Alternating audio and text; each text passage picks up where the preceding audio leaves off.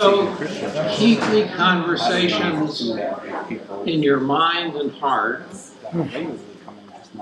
with these kinds of questions, because you'll need them when you interact with what I'm going to share with you, and also when you begin to start planning.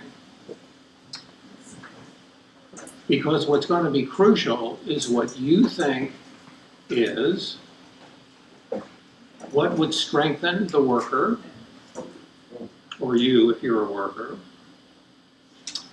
Where do they get their satisfaction? A crucial piece. If I have time, I'll talk to you a little bit about Patrick Lencioni's work on a guy I followed for 25 years in terms of leadership development around satisfaction, and what things get in the way, because what would strengthen them should be, if they're congruent with the worker, part of your strategy. What gives them vocational satisfaction, if they're congruent with the workers, become part of your strategy. And what gets in the way also becomes part of your strategy.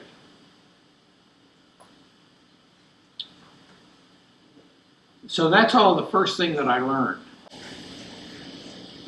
Going back to this list that I'm making, here's the second. The first thing was wellness, including disease prevention as well as general healthiness, is crucial and important, but underfunded and underemphasized, and we need to fund it and emphasize it appropriately.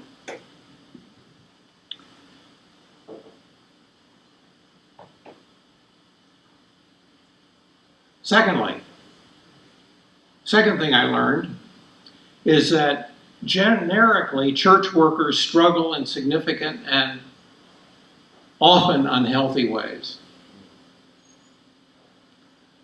So now I'm back to, in the midst of all this health and wellness, I'm back to a problem area. Well, in terms of health and wellness, in what ways do they struggle?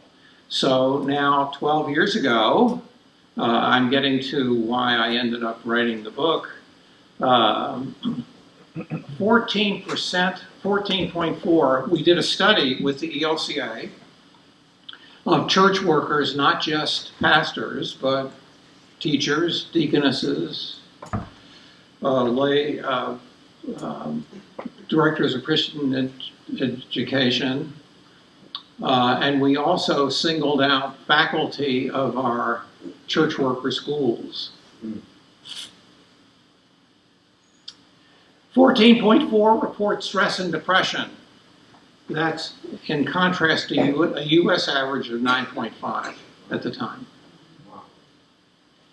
60.4 overweight or obese compared to a U.S. average of 55.5 at the time. 75.8 inactive compared to 60% of the time. Those are things like, how often do you exercise? Do you exercise 2 or 3 times a day, more than 15 minutes doing something that you don't do ordinarily? And 34.1% report high cholesterol levels as opposed to, or as compared to 29% in the US. That is, at that time, this is kind of what got me going on the negative side of things, that our church workers as a group. One of my colleagues in the ELCA did a history of all the articles on health and wellness of church workers from the beginning of publication of articles, and discovered that at the beginning, with less intense research, all the reports about church workers were that they were healthier than the general population. Wow. It's only in the last 15 or 20 years that they've become less healthier. Now that could mean that our church workers haven't shifted any, and the congregation, the population has gotten healthier, Or there are things going on in the life of church workers that are less and less conducive to remaining as healthy as possible.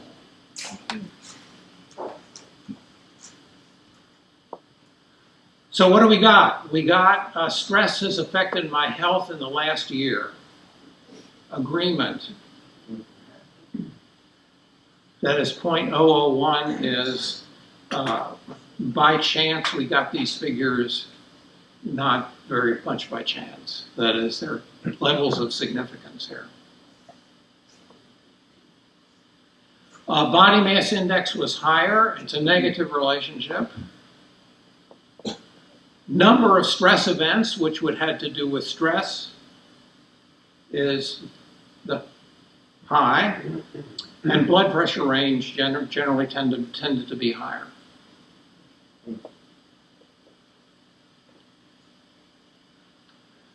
The stress index that we created correlated negatively with every measure of satisfaction we were using. That is, correlations don't have to do with cause, as those of you who know statistics, but they vary together. So the higher, the more negative level of stress, that is, as the stress index was, let me say it this way, as the stress index was higher, that's the negative correlation. Job, life, devotional life, and vocational satisfaction became lower. So if you were an individual person, there would of course be individual exceptions. The higher your level of stress, the lower your satisfaction is with everything else that we mentioned, everything else that we measured.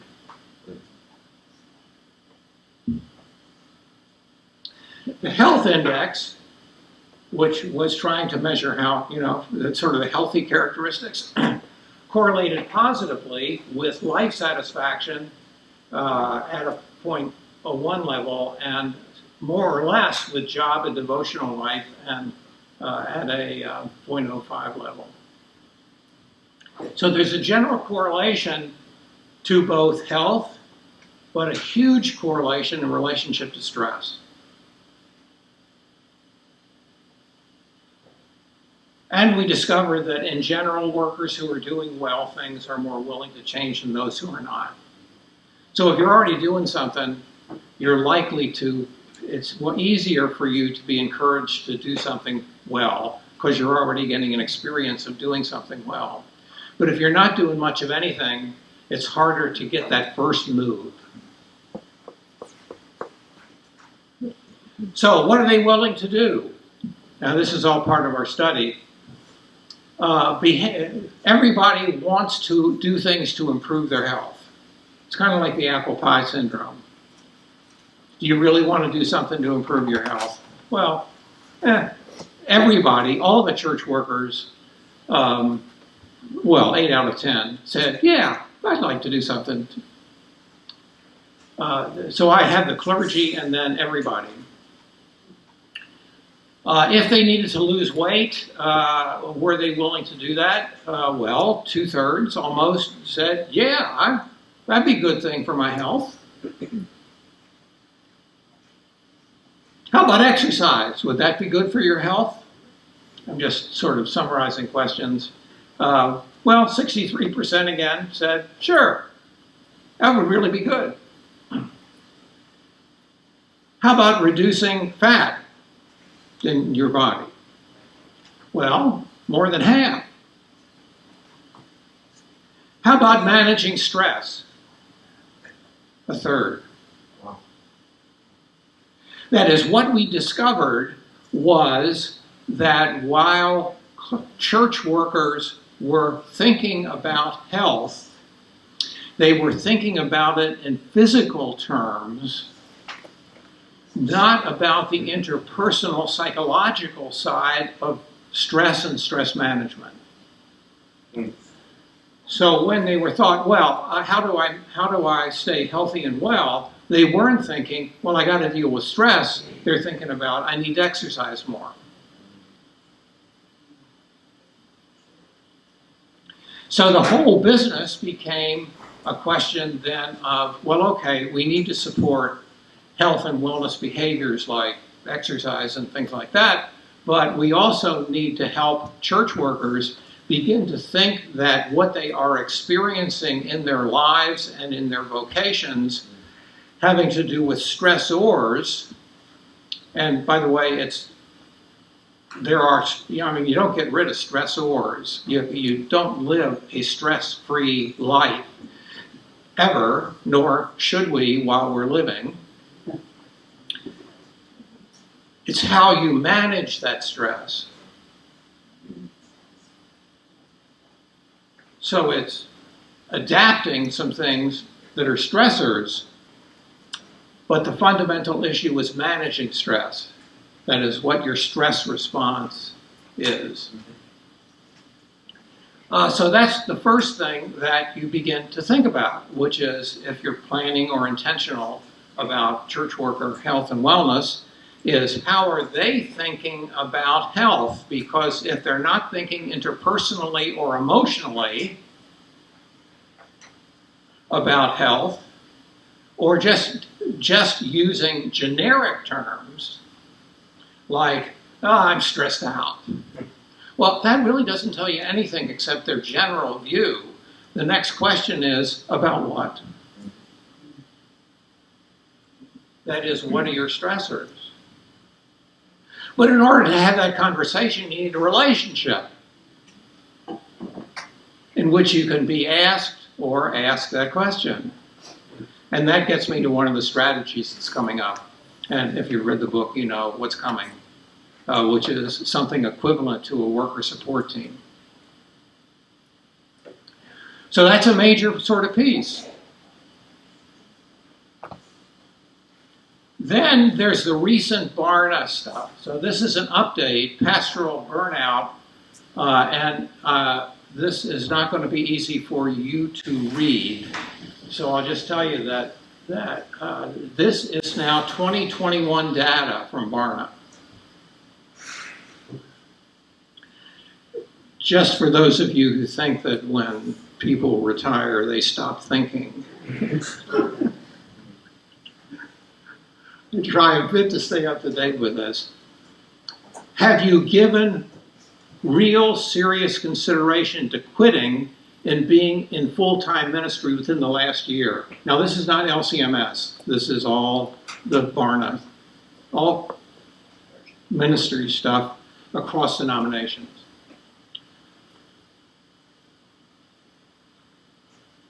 In January of 2021, 29% of the church workers, the pastors, said yes. 71% no. In 2022, 42% of the pastors said yes, and 58% of the pastors said no. That is, we moved yes up 13% of our clergy to approaching, 42%. And we moved no down that 13% to 58%. Now, you don't have to be Barna. You want to know what's going on with your church worker? How about asking them that question? And see where they are. Because we've got data now that something's going on in church work in which the general movement is more church workers, in this case pastors, are considering leaving ministry. Now, I'm focusing on church workers. I don't mean that church workers are the only ones experiencing this kind of issue. That is, we might be connected with some other vocations. And I'm doing some work in Maryland with the Maryland Continuing Care Residents Association, a not-for-profit organization that attempts to deal with legislative action in the Maryland legislature to protect aging people and folks in CCRCs, or continuing care resident communities. You realize that 250,000 healthcare workers have left the field during COVID. That Maryland, my state, leads the country in the length of wait times in an emergency room. Really? And if you begin to study that, and that's a big thing for everybody, but certainly for elderly who use emergency rooms more than any other group, part of that is that it's complicated because there's insurance coverage and stuff that is involved, but there's also a question of staffing that has to do with this question. Have you given real serious consideration to quitting being in full-time ministry, being in full-time healthcare workers work? And a lot of people are saying, I'm considering, but I'm also behaving. So I think the Barna question is a good question. Now this you really can't see. And I'm sorry about that, but it's the only way I can get to that. Anyway, this is, so if you all want to come up and just look at it, I'll tell you what it is, but I can't walk with this either. And I can hardly read it, but it's why I put my glasses on. But anyway, ministry challenges by pastors who have considered quitting. Any of the following reasons why you have considered quitting full-time ministry? Select all that apply. And I'm just going to take the top several. The top one, 56%. The immense stress of the job. The immense stress of the job.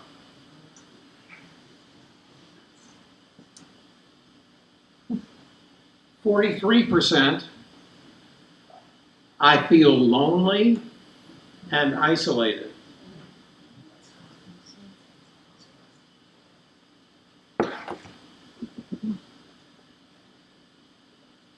38%, current political divisions.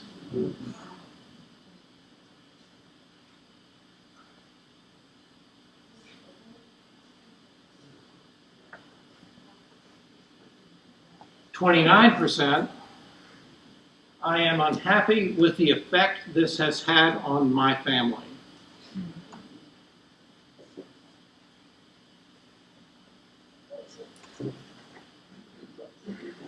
29%, I am not optimistic about the future of my church.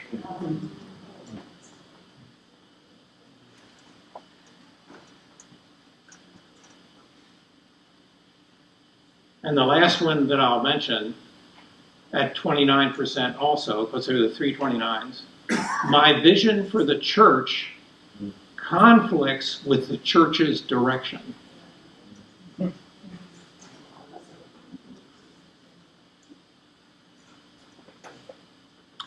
Okay, so now we have research which may or may not be congruent with your church worker, because don't assume that because it's there at a high level, your church worker is experiencing that, but it's a useful question to wonder about, and if you wanted, we could, I guess, give you all these wonders, and you can ask your church worker as well, check off here, yes or no. But this is from the challenges by pastors who have considered quitting. So we've got now the immense stress of the job, the hugest one, over half. I feel lonely and isolated, current political divisions. Do you know, this is one of my favorite topics, so I'm actually going to go off agenda. Well, maybe this is still on agenda. We have documented, this is not all over the place, we have documented parishioners taking notes of pastors' sermons to figure out who he's secretly voting for.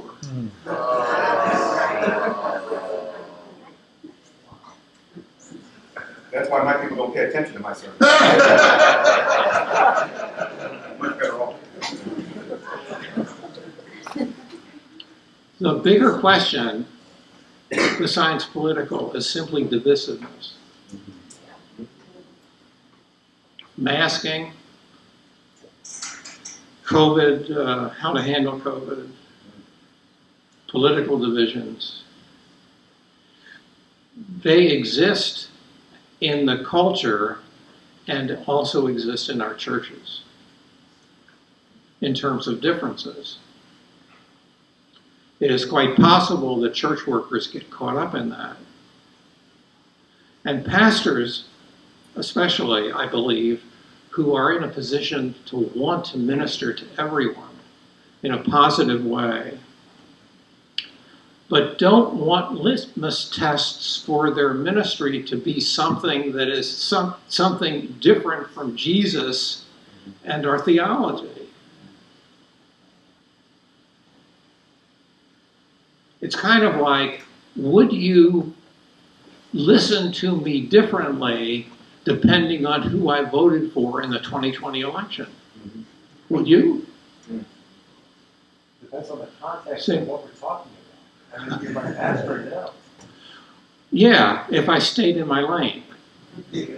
On the other hand, if it's a generalized piece, which is good and evil, which is what sometimes the divisiveness is, these are good people, these are not good people, I believe that this is what Barna has picked up on the current political divisions.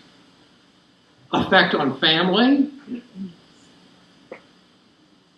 So see, these are translatable things to ask a church worker if you believe that stress, that is the first shift from just physiological stuff to actual interpersonal stuff, if you make that shift, then you begin to ask these kinds of questions in relationship to health and well-being, and you need a relationship in some form or another to be able to ask questions and get honest answers, because your church worker may not actually think that all this is safe, for instance. There's some other things here as well, but that's one piece of update. There are a couple more. Pastors who have not considered quitting were asked, but what are these issues for you, even though you're not considered quitting? That is because everybody was asked if these are issues, and the division is between those who have and haven't considered quitting. Top one, the immense stress of the job. So it's across clergy, regardless of whether they have considered quitting or not. That's at 54%. Current political divisions rise to the second. I feel lonely and isolated is the third. My church is steadily declining is the fourth. I am unhappy with the role it has had on my family, the fifth. I am not optimistic about the future of my church, the sixth.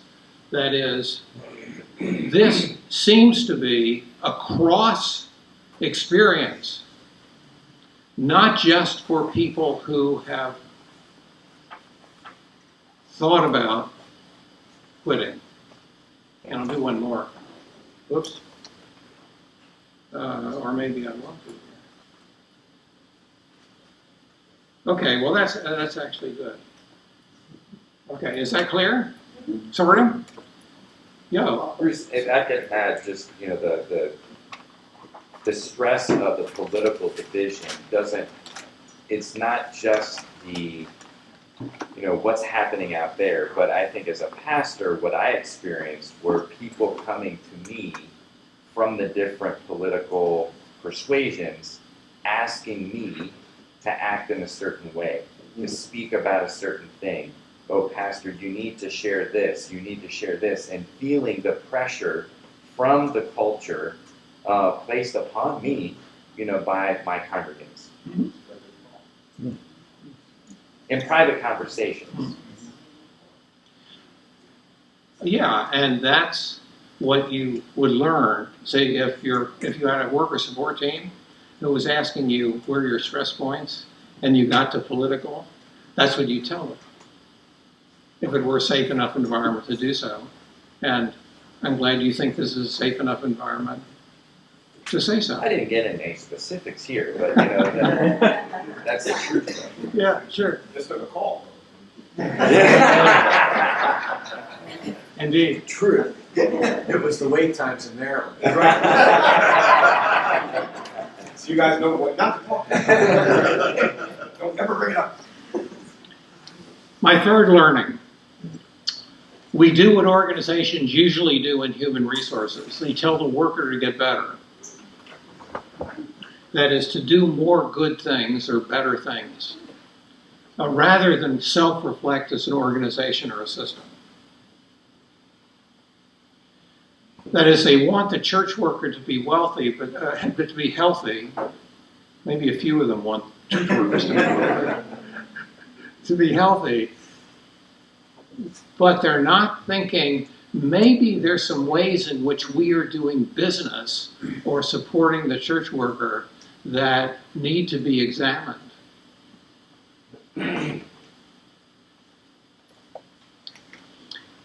So what I found out at the Synod early on was everybody, not everybody, but most people's thought is, how do we get church workers to behave in more healthy ways? But hardly anybody was willing to wonder how the Synod was being helpful or not in that process. That is, the shift that you would make as leaders is that you're willing to examine your own way of being and your own method of support and how you respond to your church workers, and not just say, well, if you're not feeling healthy, that's an anxiety problem. Go see a shrink. We'll support your going to see a shrink. See, that's a counselor, by the way, for those of you who don't know my field. So that's what we do. We end up saying, well, you got an issue, deal with it, and we'll help you deal with it. But that's a little different than saying, and how are we helping or contributing to the issue in terms of how we are doing? So that is a learning that was really clear, and it got reinforced, actually, as good as this was, which is the LCEF interest time looking at church worker wellness. You can hardly find anything in that entire edition that has to do with organizational health or how a church worker is being treated. It all has to do, and it's good stuff, but it all has to do with how a worker should be behaving and what they should be doing in relationship to health and wellness, but nothing systemically. Or very little. On the other hand, they did have a good page in there, which happens to be an advertising of two of my books. Well, my only two books.